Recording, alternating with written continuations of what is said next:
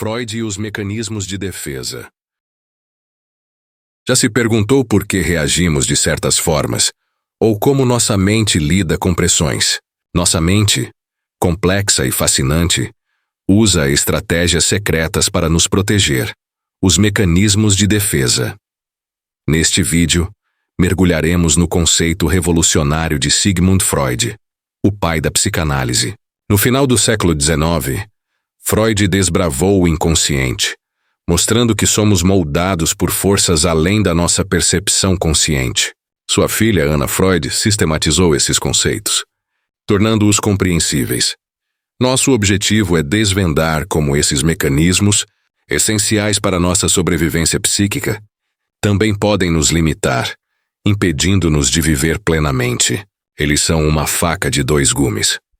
Protegem-nos do insuportável, mas podem nos cegar para a realidade. Reconhecê-los e aprender a trabalhar com eles é o primeiro passo para o autoconhecimento e uma vida mais consciente. Prepare-se para uma jornada fascinante. Vamos desmistificar esses guardiões invisíveis da mente, entender sua origem, função e impacto no seu dia a dia. Se você busca compreender melhor a si mesmo e aos outros, este vídeo é para você. Descubra como sua mente te protege e te limita, e use esse conhecimento a seu favor. Comece sua jornada interior agora. A estrutura da mente.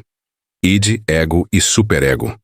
O palco dos conflitos internos antes de mergulharmos nos detalhes de cada mecanismo de defesa, é fundamental que compreendamos o cenário onde eles atuam. Sigmund Freud nos presenteou com um modelo da mente humana que, embora seja uma metáfora e não uma representação física, é incrivelmente potente para entender a dinâmica dos nossos conflitos internos e a origem da angústia. Ele propôs que nossa psique é composta por três instâncias principais: o id, o ego e o superego.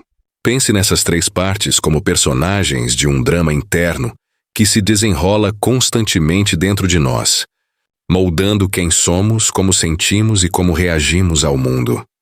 O id, o impulso primordial, a força bruta e o princípio do prazer. Imagine o id como a parte mais primitiva, instintiva e completamente inconsciente de você. É o reservatório original de toda a nossa energia psíquica, a famosa libido, e dos nossos desejos mais básicos, impulsos biológicos e instintos inatos como a fome, a sede, o sexo, no sentido mais amplo de busca por prazer e conexão, e a agressão. O id é a fonte de toda a nossa motivação primária, a força motriz por trás de nossas necessidades mais elementares.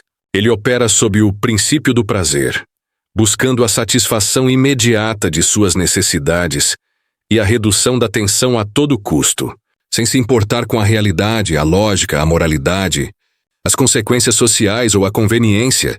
Ele é totalmente amoral, ilógico e egoísta, buscando apenas a gratificação instantânea. É a voz interior que grita: "Eu quero isso agora", sem pensar duas vezes, como um bebê que chora incessantemente até ter suas necessidades atendidas. No id, não há tempo, não há negação, apenas a busca incessante pelo prazer e pela evitação da dor. Se o id dominasse, viveríamos em um caos de impulsos descontrolados.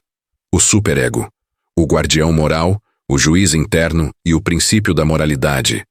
No outro extremo desse espectro psíquico, temos o superego. Ele é a voz da nossa consciência moral, o repositório das regras, valores, ideais, proibições e padrões de conduta que internalizamos da nossa família, da sociedade, da cultura e das figuras de autoridade, pais, professores, líderes religiosos, ao longo do nosso desenvolvimento. O superego opera sob o princípio da moralidade, buscando a perfeição e nos impondo sentimentos de culpa, vergonha e autorreprovação quando falhamos em atender aos seus padrões. É a voz que diz: "Você deve fazer isso", ou "Você não pode fazer aquilo", muitas vezes de forma rígida, implacável e até tirânica. Ele se forma a partir da internalização das normas sociais e parentais, atuando como um juiz interno que nos observa, nos critica e nos pune, com a culpa. Mas também nos recompensa com sentimentos de orgulho e autoaprovação, quando agimos de acordo com seus ideais.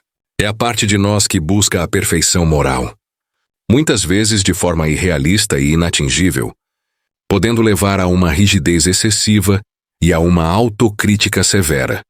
O ego, o mediador da realidade, o negociador e o princípio da realidade e, no meio desses dois gigantes, o id impulsivo e o superego moralista, lutando para manter a ordem e a sanidade, está o ego.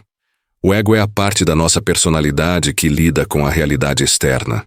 Ele opera sob o princípio da realidade, buscando mediar os impulsos irracionais e exigentes do id, e as demandas moralistas e, por vezes, punitivas do superego, ao mesmo tempo em que considera as limitações, as oportunidades e as consequências do mundo real. O ego é o nosso eu consciente, a parte de nós que pensa, planeja, percebe, decide, raciocina e age. Sua tarefa é encontrar um equilíbrio dinâmico, uma forma de satisfazer as necessidades do id de maneira socialmente aceitável, moralmente defensável e realisticamente possível, sem ignorar as demandas do superego e as restrições da realidade. É o ego que nos permite adiar a gratificação, negociar, planejar a longo prazo, interagir de forma funcional com o ambiente e desenvolver um senso de identidade. Ele é o executivo da personalidade, o responsável por nossa adaptação ao mundo. O conflito inevitável e a angústia, o gatilho para os mecanismos de defesa é nesse palco, onde os desejos primitivos e incessantes do id colidem com as proibições e ideais muitas vezes irrealistas do superego, e o ego tenta desesperadamente manter a paz, a coerência e a sanidade que surgem os conflitos internos. Esses conflitos são inevitáveis e fazem parte intrínseca da condição humana. Eles geram uma intensa angústia, um sinal de perigo para o ego, indicando que algo está fora de controle, que uma ameaça interna, um impulso do id inaceitável, ou externa, uma demanda do superego ou da realidade se aproxima, ou que a integridade da psique está em risco. A angústia é o gatilho, o alarme que soa. Para reduzir essa angústia e proteger a integridade da psique, o ego lança mão de suas estratégias secretas, os mecanismos de defesa.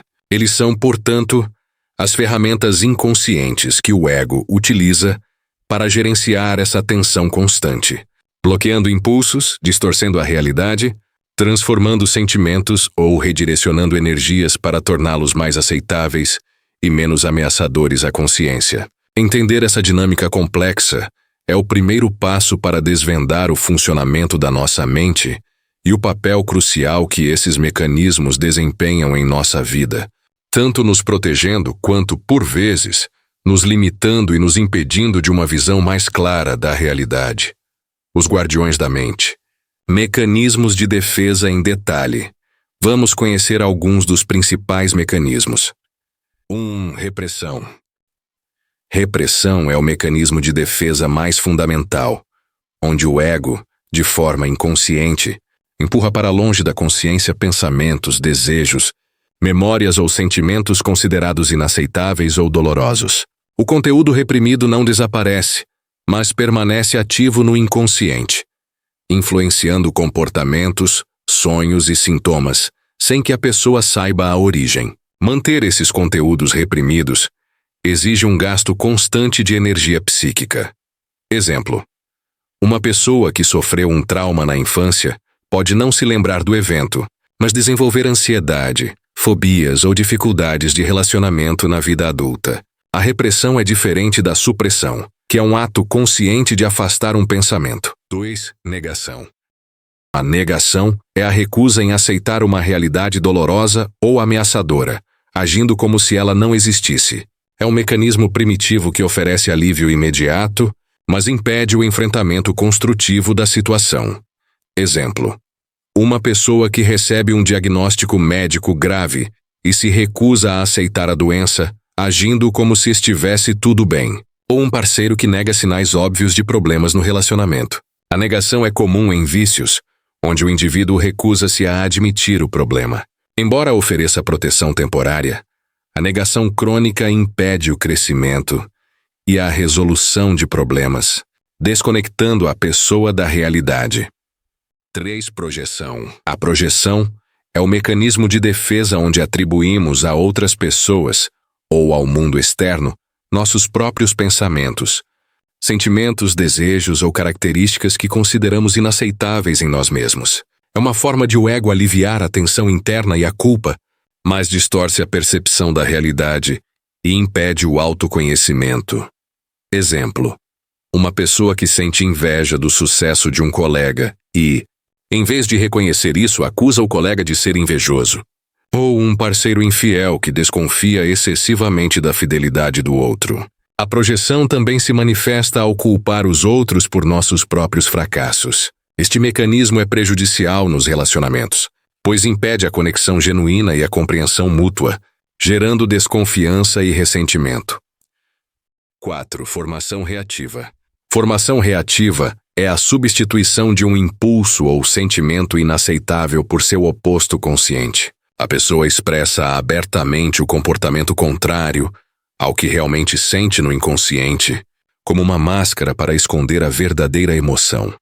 Exemplo: uma madrasta que sente hostilidade pelos enteados, mas se torna excessivamente carinhosa e protetora com eles. Ou um indivíduo com desejos sexuais reprimidos, que se torna um defensor fervoroso da moralidade sexual.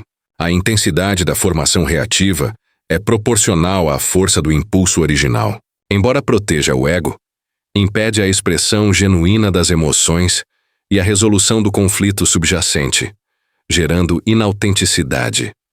5. Racionalização. Racionalização é a criação de explicações lógicas e socialmente aceitáveis para justificar comportamentos, pensamentos ou sentimentos que, na verdade, são motivados por impulsos inconscientes ou falhas que o ego não quer admitir. A pessoa que racionaliza realmente acredita em sua própria explicação, protegendo sua autoestima e evitando culpa ou vergonha. Exemplo: a fábula da raposa e as uvas, onde a raposa desvaloriza as uvas que não consegue alcançar, dizendo que estão verdes. Um estudante que justifica uma nota baixa culpando o professor ou a dificuldade da prova, em vez de sua falta de estudo. Ou alguém que justifica uma compra impulsiva com argumentos lógicos. A racionalização crônica impede o autoconhecimento e o crescimento, pois evita que a pessoa assuma a responsabilidade por suas ações. 6. Deslocamento. O deslocamento ocorre quando um impulso, sentimento ou emoção, geralmente raiva, frustração ou ansiedade, é redirecionado de seu alvo original e ameaçador para um alvo substituto, percebido como mais seguro ou vulnerável. A emoção permanece, mas seu objeto é alterado, aliviando a tensão temporariamente sem resolver o problema subjacente. Exemplo: um funcionário repreendido pelo chefe que, ao chegar em casa, grita com a família. Ou a frustração profissional que se manifesta como agressividade no trânsito. Em um nível social, o preconceito e a busca por bodes expiatórios também são formas de deslocamento. Embora ofereça alívio momentâneo, o deslocamento é prejudicial por não processar a emoção original, levando a ciclos viciosos e prejudicando relacionamentos. Exige coragem para identificar a verdadeira fonte das emoções e lidar com elas de forma construtiva. 7. Sublimação. A sublimação é o mecanismo de defesa mais adaptativo, onde impulsos ou desejos socialmente inaceitáveis, como agressão ou sexualidade, são transformados e canalizados para atividades socialmente aceitáveis, construtivas e valorizadas. Não nega nem reprime o impulso, mas o redireciona para um novo objetivo, beneficiando tanto o indivíduo quanto a sociedade. Exemplo: agressividade canalizada para esportes de contato ou profissões que exigem assertividade, cirurgião policial. Desejos sexuais sublimados na arte, na música ou na escrita. Curiosidade e impulsos investigativos transformados em busca pelo conhecimento científico ou filosófico. A sublimação é um sinal de maturidade psicológica e um caminho para a realização pessoal, transformando o potencial destrutivo em construtivo. Impulsos destrutivos, transformados em crítica social ou humor. Impulsos destrutivos ou de rebeldia podem ser sublimados em formas de crítica social, ativismo político, sátira ou humor.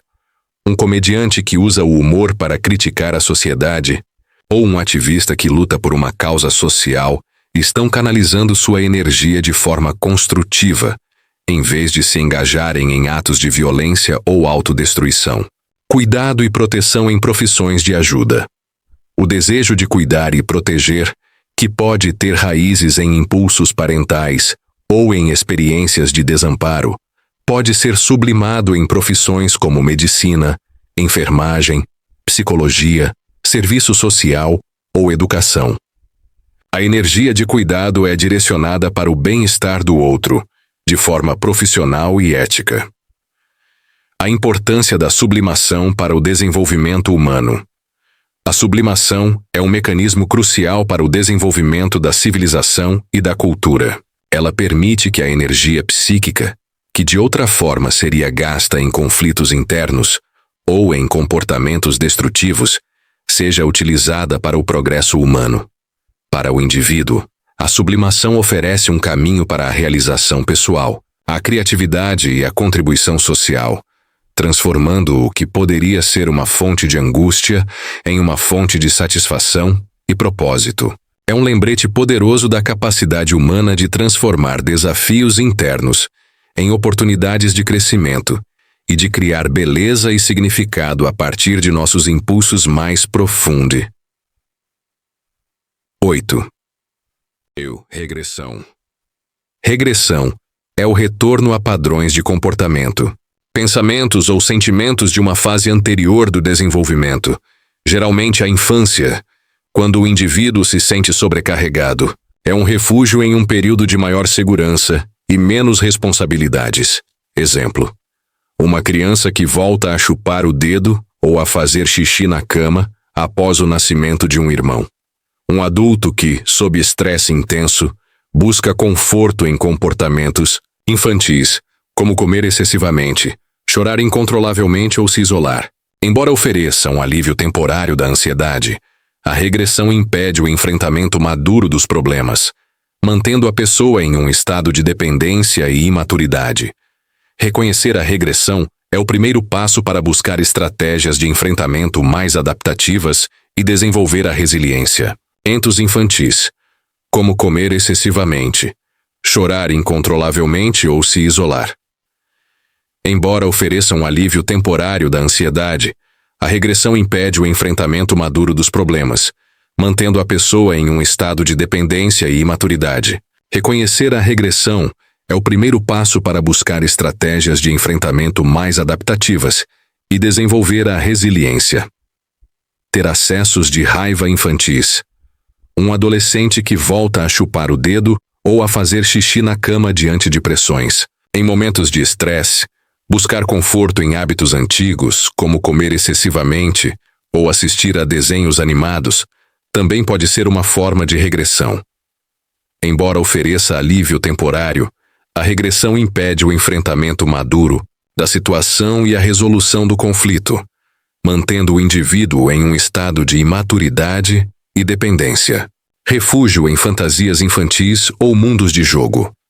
Em alguns casos, a regressão pode ser mais sutil, manifestando-se como um refúgio excessivo em fantasias infantis, jogos de videogame ou mundos virtuais, como uma forma de escapar das pressões da realidade adulta. Embora o lazer seja importante, quando se torna uma fuga constante e impede o enfrentamento dos desafios, pode ser um sinal de regressão. O impacto da regressão. Embora a regressão possa oferecer um alívio temporário da angústia, ela é prejudicial porque impede o indivíduo de desenvolver e utilizar suas capacidades adultas para resolver problemas. Ela pode levar a um ciclo de dependência, irresponsabilidade e insatisfação, pois os problemas não são enfrentados e as necessidades emocionais não são satisfeitas de forma madura. Reconhecer a regressão exige a coragem de assumir a responsabilidade pela própria vida e de enfrentar os desafios com as ferramentas e a maturidade que a vida adulta oferece. É um passo crucial para o crescimento pessoal e para a construção de uma identidade mais forte e autônoma. 9. Intelectualização. Intelectualização é o uso excessivo da razão e da lógica para evitar o contato com emoções dolorosas. A pessoa aborda situações emocionalmente carregadas de forma fria e racional, transformando sentimentos em ideias e análises. Exemplo: um médico que discute o diagnóstico de um familiar em termos técnicos, evitando a dor. Ou alguém que, após um término, analisa a relação academicamente sem sentir a tristeza. Embora útil, o uso excessivo impede o processamento emocional saudável e a conexão genuína, levando à desconexão afetiva. Superar isso exige tolerar o desconforto das emoções e integrar pensamento e afeto. 10. Compensação a compensação. É a tentativa de superar uma fraqueza real ou imaginária em uma área da vida, destacando-se e buscando excelência em outra. É uma forma de o ego restaurar a autoestima e o valor. Exemplo: um estudante com dificuldades acadêmicas que se dedica intensamente aos esportes, tornando-se um atleta de destaque.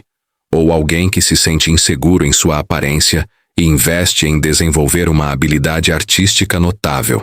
A compensação pode ser adaptativa, impulsionando o desenvolvimento, mas se for excessiva, ou se a pessoa se recusar a aceitar suas limitações, pode se tornar desadaptativa. A pessoa com dificuldades sociais que busca poder e status.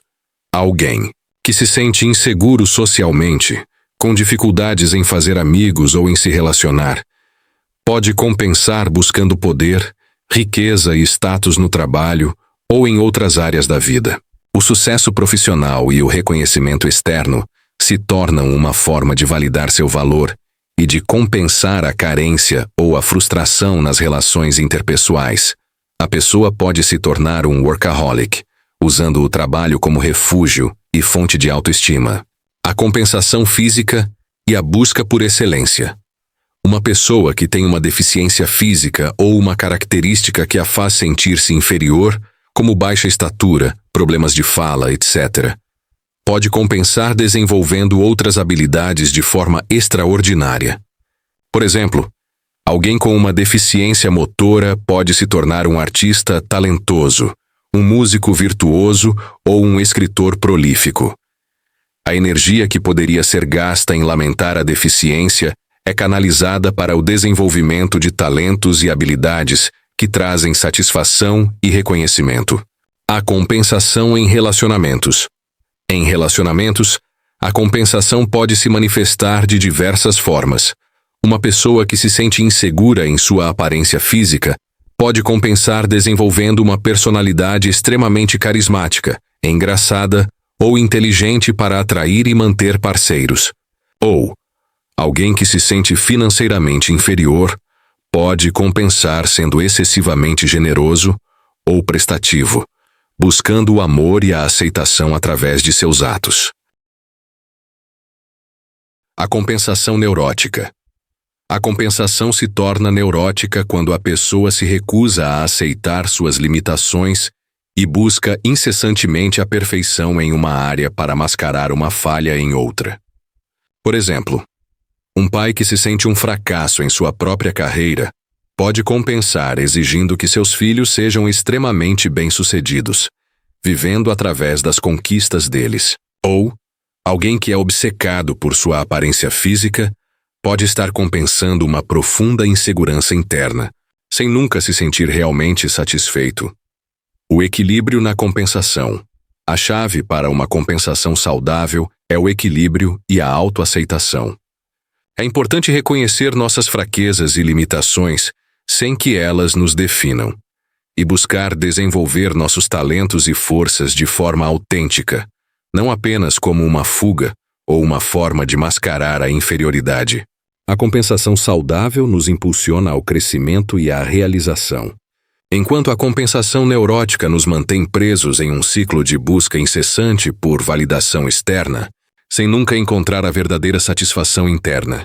Reconhecer esse mecanismo nos permite direcionar nossa energia de forma mais consciente e construtiva, buscando o desenvolvimento integral e a aceitação de quem realmente somos, com nossas luzes e sombras. Identificação. Identificação é a assimilação de características, atitudes ou valores de outra pessoa, que se tornam parte da própria personalidade. É crucial para o desenvolvimento, mas também serve como defesa contra angústia ou ameaça. Exemplo: a criança que se identifica com os pais, internalizando seus valores. Em um contexto defensivo, a vítima de abuso pode se identificar com o agressor para reduzir o medo. A identificação com heróis ou ídolos pode ser uma fonte de inspiração. Embora essencial, a identificação excessiva pode impedir o desenvolvimento de uma individualidade autêntica. 12. Introjeção. A introjeção é a internalização de características, valores ou sentimentos de outra pessoa ou objeto externo, tornando-os parte do nosso eu. É fundamental para a formação do superego, mas pode gerar conflitos se o introjetado for prejudicial. Exemplo: uma criança que internaliza a crítica parental, tornando-se autocrítica.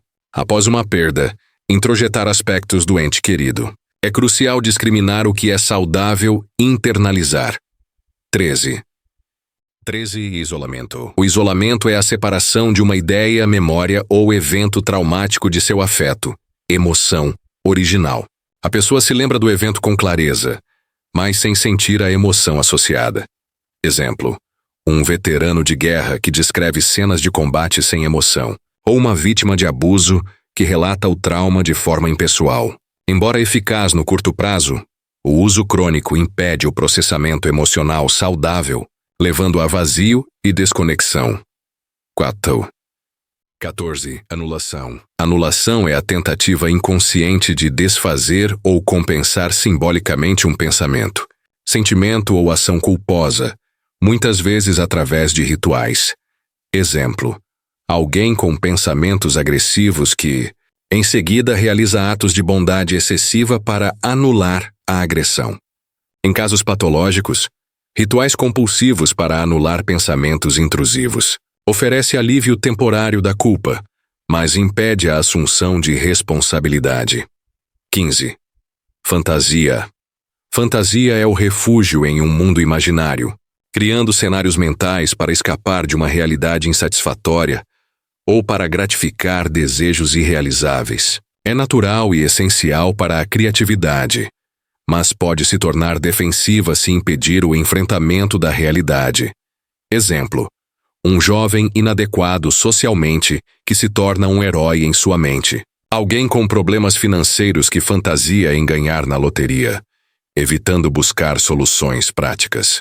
Fantasias de vingança ou idealização romântica também são comuns. A fantasia adaptativa impulsiona a criatividade, enquanto a defensiva leva à passividade e desconexão da realidade. O equilíbrio é crucial para usar a imaginação de forma construtiva, sem se perder em ilusões. 16. Dissociação. Dissociação é um mecanismo complexo que envolve a separação ou o desligamento de processos mentais, memórias, emoções, percepções, para proteger o ego de traumas avassaladores ou estresse insuportável. Cria uma distância entre a pessoa e a experiência dolorosa. Exemplo: a sensação de estar fora do corpo durante um acidente grave, despersonalização, amnésia dissociativa, esquecimento de eventos traumáticos, ou desligamento emocional em situações de estresse crônico. Em casos extremos, pode levar ao transtorno dissociativo de identidade.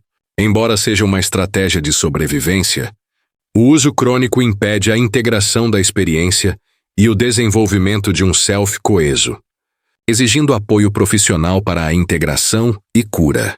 17. Conversão. A conversão é a transformação de um conflito psíquico inconsciente ou emoção reprimida em um sintoma físico real, sem causa orgânica aparente. O corpo expressa o que a mente não consegue elaborar. Exemplo: uma paralisia súbita, cegueira ou perda da voz sem explicação médica, após um evento estressante. Dores crônicas sem causa aparente ou tiques nervosos também podem ter um componente de conversão. O sintoma físico alivia a tensão psíquica, mas impede a elaboração emocional. A terapia é crucial para desvendar o significado simbólico do sintoma e encontrar formas mais saudáveis de expressão. 8. Acting out. Atuação. O acting out é a expressão impulsiva e muitas vezes destrutiva de um desejo, conflito inconsciente ou emoção reprimida através de uma ação, em vez de ser verbalizado ou elaborado simbolicamente. É uma descarga de tensão que evita a consciência do conflito subjacente. Exemplo: um adolescente que busca a atenção através de comportamentos de risco, como vandalismo ou brigas. A repetição de padrões destrutivos em relacionamentos, gastos compulsivos, comportamentos aditivos ou explosões de raiva inesperadas também são formas de acting out. Embora ofereça alívio temporário, impede a elaboração psíquica e leva à repetição de padrões prejudiciais. A conscientização e a terapia são essenciais para transformar a ação impulsiva em reflexão e resolução. O dilema fundamental: proteção essencial versus limitação prejudicial. Os mecanismos de defesa são uma faca de dois gumes. Eles são essenciais para a nossa sobrevivência psíquica, protegendo-nos da angústia e dos conflitos. No entanto, quando usados de forma excessiva, rígida ou inconsciente, podem nos limitar, distorcer a realidade, prejudicar relacionamentos e impedir o crescimento pessoal. A chave é o equilíbrio e a flexibilidade. Como identificar e trabalhar com seus mecanismos de defesa? Identificar esses processos inconscientes exige autoobservação e honestidade. Alguns sinais de alerta: reações emocionais desproporcionais, raiva intensa por pequenos atrasos, deslocamento, tristeza avassaladora por críticas, regressão, euforia inexplicável em situações difíceis, negação, justificativas constantes, criar explicações lógicas para comportamentos questionáveis, racionalização, evitação de sentimentos desconfortáveis, mudar de assunto, recusar verdades dolorosas, negação, sentir-se desligado, isolamento, dissociação, focar excessivamente na lógica, intelectualização, padrões repetitivos de problemas, ciclos de problemas em relacionamentos ou carreira que indicam defesas atuando. O caminho do autoconhecimento, autoobservação, consciente e diário, reflexivo. Anote pensamentos, sentimentos e reações. Pergunte-se: por que reagi assim? O que eu estava sentindo antes? Isso ajuda a mapear padrões. Reflexão sobre padrões recorrentes. Identifique temas que se repetem em sua vida, onde você se sente preso. Isso pode revelar defesas operando. Conversas confiáveis e feedback construtivo. Peça a pessoas de confiança que compartilhem como percebem suas reações. O feedback externo pode iluminar pontos cegos. Leitura e estudo. Aprofunde-se em psicanálise, psicologia e filosofia. O conhecimento nomeia o inominável e amplia a perspectiva. Atenção aos atos falhos e sonhos. Eles são vias régias para o inconsciente. Anote seus sonhos e reflita sobre lapsos de linguagem ou esquecimentos. Eles podem revelar desejos e conflitos reprimidos. A importância da ajuda profissional para um trabalho mais profundo. A terapia ou psicanálise é essencial. Um profissional oferece um espaço seguro para identificar e nomear os mecanismos. O terapeuta ajuda a reconhecer padrões defensivos, compreender origens e funções, entender por que a defesa foi criada, proteção no passado, e como se tornou desadaptativa. Desvendar conteúdos inconscientes, trazer à consciência desejos, medos e memórias reprimidas. Desenvolver novas estratégias. Aprender formas mais saudáveis e adaptativas de lidar com a angústia. Promover integração e autenticidade. Construir um eu mais coerente e alinhado com seus valores. Buscar ajuda profissional é um ato de coragem e um investimento valioso em sua saúde mental. Não é um sinal de fraqueza, mas de compromisso com seu bem-estar. Conclusão: a liberdade de conhecer a si mesmo, os mecanismos de defesa, são parte da condição humana. A chave é reconhecê-los, entender como operam e desenvolver flexibilidade para usá-los de forma consciente e adaptativa. Não se trata de eliminá-los, mas de transformá-los de barreiras em pontes para o autoconhecimento. Sua mente é sua maior aliada. Conhecê-la em suas profundezas, com suas luzes e sombras, é o maior presente que você pode se dar. Ao desvendar como ela te protege e te limita, você ganha o poder de reescrever sua história e viver de forma mais consciente, livre e autêntica. Se você gostou, deixe seu like. Comente qual mecanismo mais te chamou a atenção, compartilhe e se inscreva no canal para continuar essa jornada de autoconhecimento. Até a próxima!